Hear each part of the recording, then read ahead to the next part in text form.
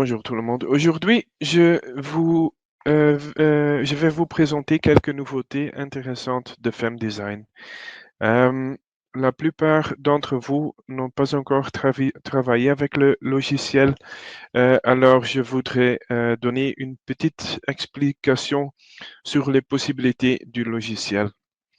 FemDesign est un logiciel d'éléments finis qui peut être utilisé pour l'acier et le béton, mais aussi pour le bois, et en particulier le CLT et les éléments composites acier-béton. La version 21, qui est sortie récemment, contient des fonctionnalités intéressantes que je vais expliquer aujourd'hui. Je parle de l'analyse de résistance au feu pour le CLT et pour les poteaux composites en acier-béton. Je vais expliquer cela en me basant sur une maison simple dans laquelle nous utilisons du CLT pour les murs et les planchers. Et ajoutons également une colonne mixte acier-béton. Nous allons y ajouter des charges, faire une analyse globale, appliquer la conception CLT et aussi pour l'acier-béton. Et après, inspecter les résultats que nous pouvons obtenir. D'abord, je veux vous dire qu'une version française de FemDesign est lancée depuis quelques jours, mais je n'ai pas encore eu le temps de le contrôler. Donc, je donne cette présentation avec la version anglaise. Mes excuses pour ça. J'ai déjà préparé une partie de la structure. Vous pouvez voir ça ici. Et je souhaite encore ajouter les murs du premier étage, le plancher au-dessus du premier étage et les charges mobiles sur ce plancher. Donc maintenant, je vais ajouter les murs du premier étage.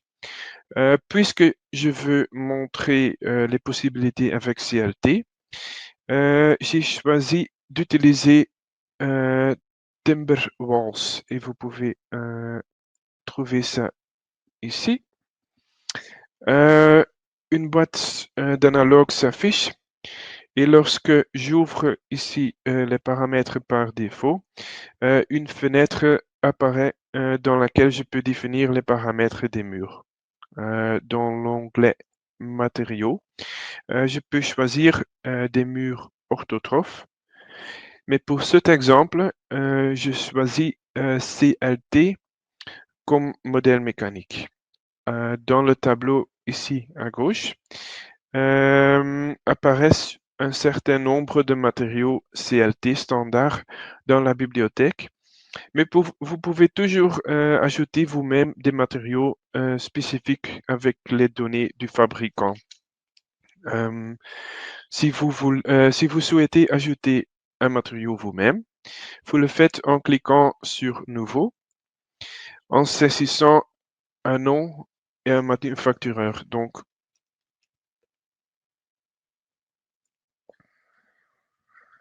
voilà. Puis, vous pouvez composer le panneau CLT couche par couche. Vous choisissez le matériel couche par couche. Donc, je vais faire ça. Quelques couches. 3 couches. Et dans le tableau, ici, vous pouvez ajuster toutes les données telles que l'épaisseur du couche, ici, l'angle dans lequel les couches sont positionnées les unes par rapport aux autres. Donc, par exemple, si je donne 45, vous pouvez voir que c'est orienté différemment.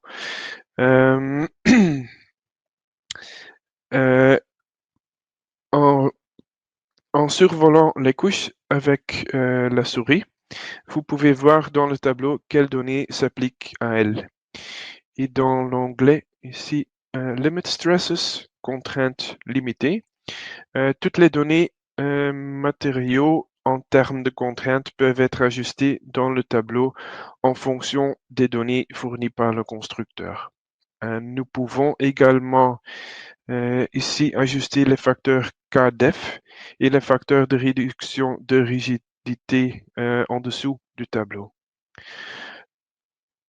Alors, pour cet exemple, j'ai choisi un matériau pour les murs que j'ai ajouté au préalable à ma bibliothèque, à savoir du fabricant d'Erix type X105S.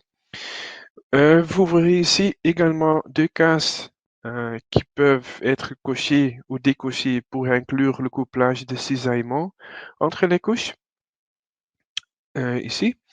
Et si oui ou non de la colle a été utilisée entre les planches qui composent une couche.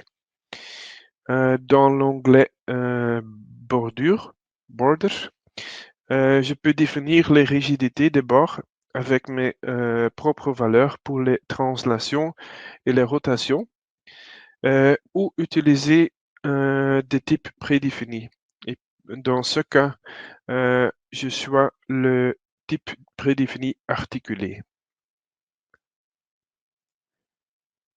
Voilà. Je ferme ceci et je choisis ici une hauteur des murs de 2,8 mètres et un placement au-dessus des planchers. Donc maintenant, je vais dessiner les murs. 1, 2, 3. 1, 2, 3. Voilà, c'est tout. Pour vous montrer que FemDesign peut gérer des formats arbitraires, j'adapte l'un des murs en ajoutant une ouverture aléatoire.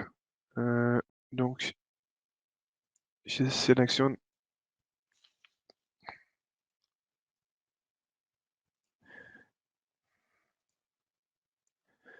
un mur.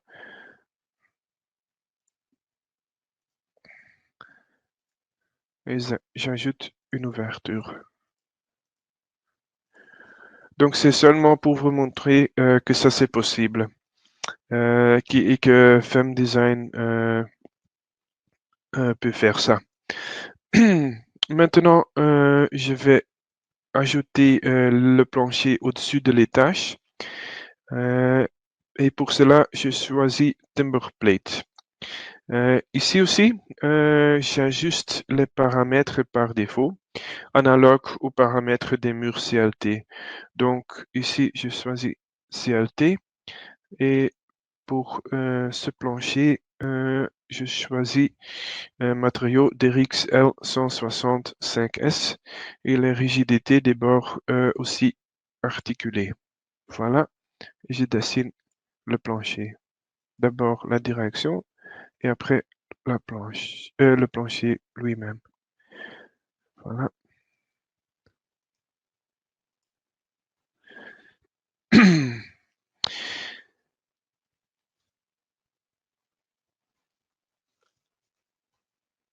Voilà, ça c'est fini. Et dans cet exemple, je vais aussi vous montrer les possibilités de travailler avec des éléments composites acier-béton. J'ai déjà ajouté une colonne composite acier-béton au rez-de-chaussée dans cet exemple ici.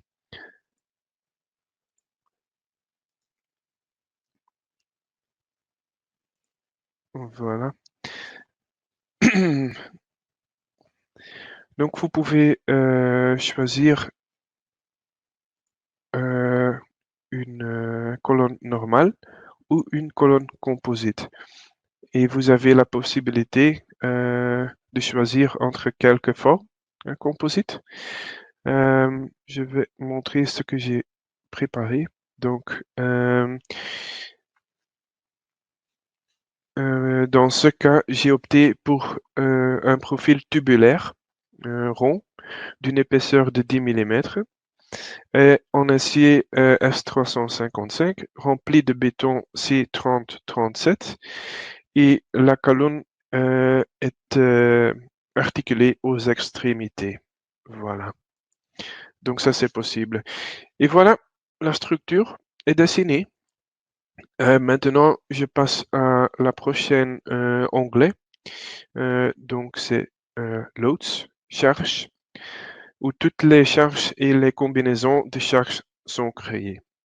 Sous cas de charge, ici, je trouve les cas de charges que j'ai déjà créés à l'avance, à savoir le poids propre, la charge mobile, le vent et l'incendie.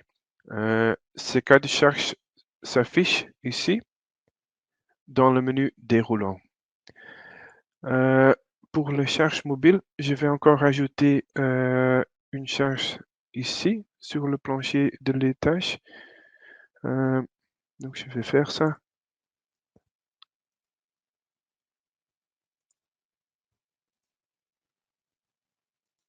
Voilà, et c'est fait.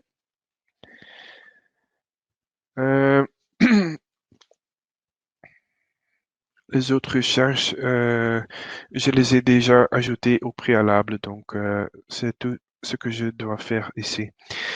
Dans la fenêtre Load Combinations, donc combinaison de charges, je clique sur Generate, générer. Je sélectionne tous les charges et les différentes combinaisons de charges sont générées. Et vous pouvez voir les ici. Voilà, c'est tout. Maintenant, nous passons à l'onglet d'analyse, Analysis, où vous pouvez effectuer le calcul et visualiser les résultats. Nous n'avons pas besoin de générer d'abord le maillage d'éléments finis séparément. Cela se fait automatiquement avec les paramètres présélectionnés. Faisons maintenant une analyse. Voilà. Un message apparaîtra maintenant indiquant que le programme a automatiquement supprimé les connexions de bord inutiles. Donc, c'est bon, on continue. Et le calcul lui-même prend une petite minute. Donc, on doit attendre quelques instants.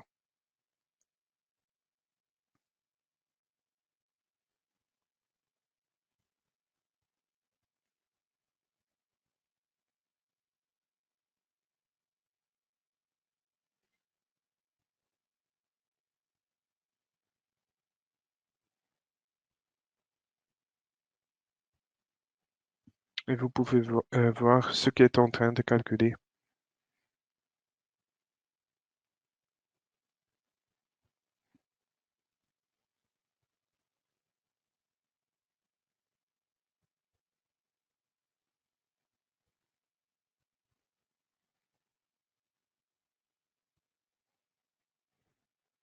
Voilà, c'est fini.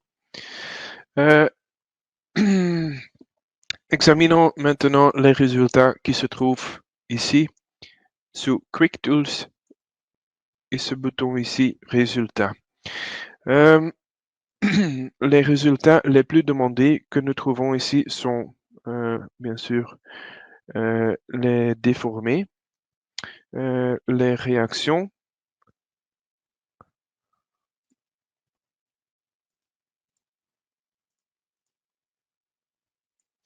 voilà, vous pouvez voir ça.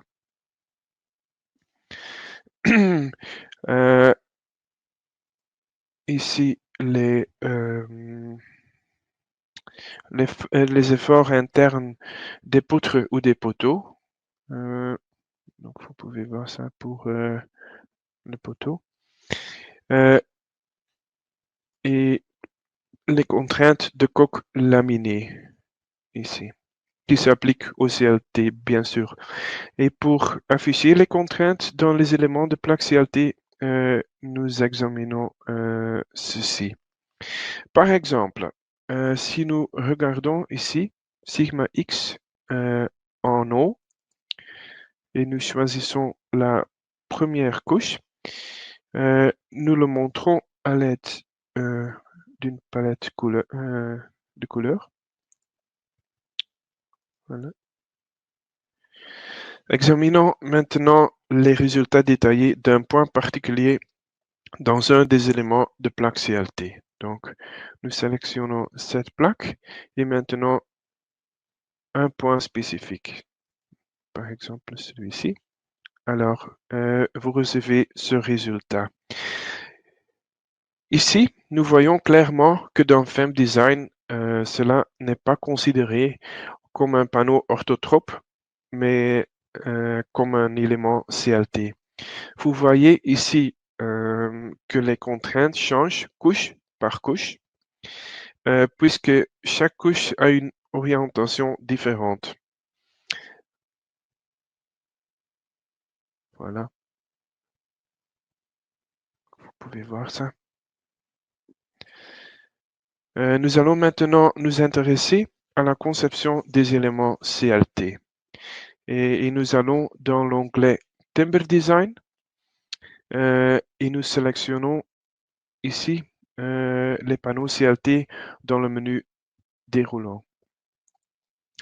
Avant de commencer la conception, je définis d'abord les longueurs de flambement des murs.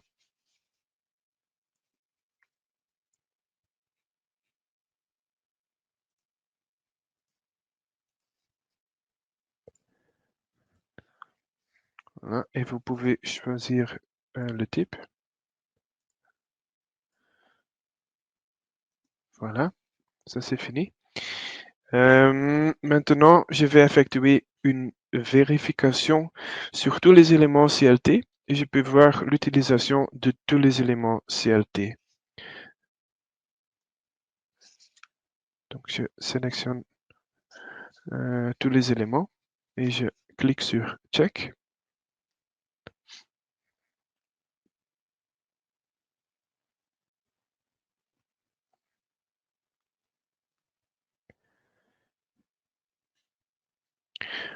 Alors, vous pouvez voir que seulement une n'est pas satisfaisant. Les autres sont sous 100%, donc ils sont satisfaisants.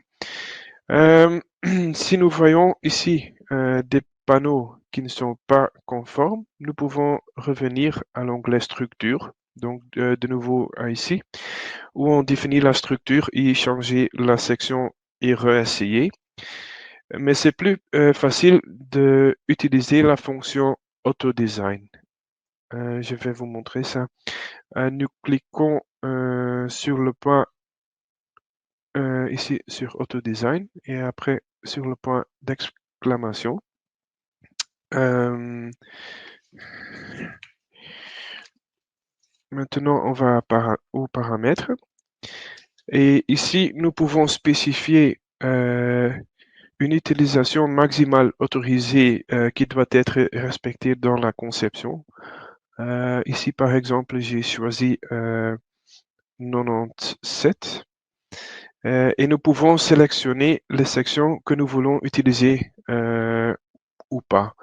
Donc, par exemple, je sélectionne ceci et il y a encore quelques autres qui sont sélectionnés. C'est bon. Et maintenant,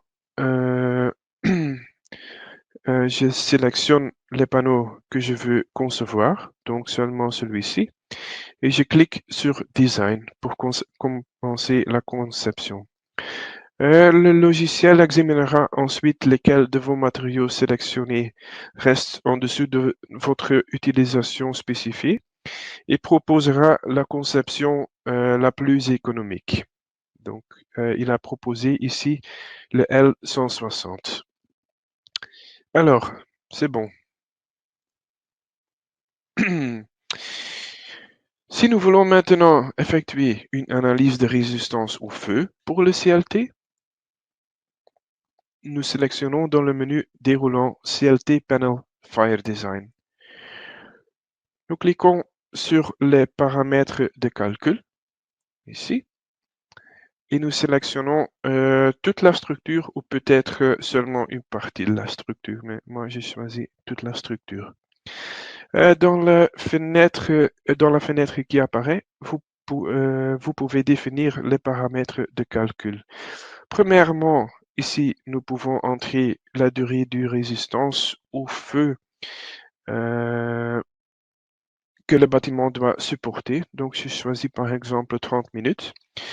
Nous pouvons faire calculer automatiquement la valeur de carbonisation unidimensionnelle ou peut-être spécifier une valeur vous-même. On peut choisir si la délaminage des couches carbonisées doit être prise en compte. On peut aussi préciser si un élément est exposé au feu sur une face ou deux faces, ou sur deux faces. Voilà. Nous pouvons également choisir de négliger les couches carbonisées de notre panneau CLT pour lesquelles l'épaisseur résultante est inférieure à une certaine épaisseur. Par exemple, si les couches externes d'un panneau CLT ont une épaisseur de 30 mm et 25 mm est carbonisé, nous pouvons définir ici de négliger les 3 mm restants, par exemple. On peut aussi multiplier la longueur de flambement par un coefficient choisi en cas d'incendie.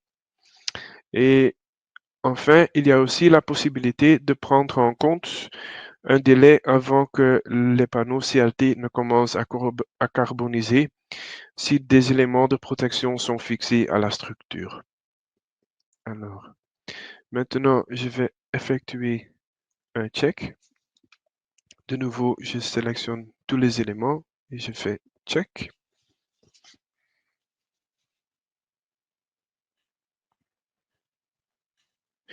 Et maintenant, nous pouvons voir que il y a des éléments qui sont satisfaisants, mais il y a aussi des éléments qui ne sont pas satisfaisants. Si nous examinons maintenant un résultat détaillé d'un panneau, par exemple celui-ci, ici, nous voyons le panneau réduit qui reste après l'incendie. Donc 27 mm est carbonisé. Sous Panel Properties, vous pouvez voir que dans la première et la troisième couche, il ne reste que 14 mm. Par ailleurs, on voit les vérifications Eurocode qui sont effectuées. Vous pouvez voir ça ici. Mais cette fois, bien sûr, avec les combinaisons de charges spécifiques au feu et en tenant compte de l'épaisseur des éléments réduites par le feu. Si après avoir effectué la vérification, nous constatons que certains éléments ne sont pas conformes, comme ici, c'est pas conforme, nous pouvons essayer d'ajouter des matériaux résistants au feu et peut-être toujours être conforme. Donc, je vais montrer ça.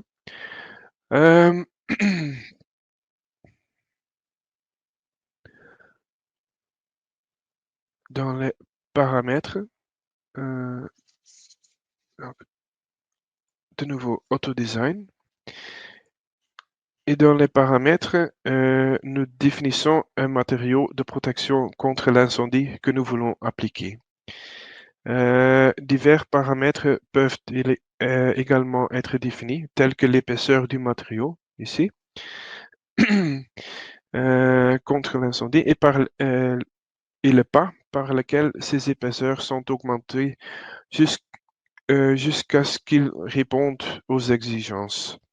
Nous pouvons également saisir le pourcentage d'utilisation, ici, maximal autorisé. Vous pouvez choisir ici un matériau de protection contre l'incendie défini par vous-même, donc ici, en entrant manuellement les paramètres, bien sûr. Mais dans ce cas, par exemple, on choisit des plaques de plâtre avec 2 couches pour les parties intérieures et on ajuste l'épaisseur maximale à 20 millimètres. Grâce à cela, nous réussissons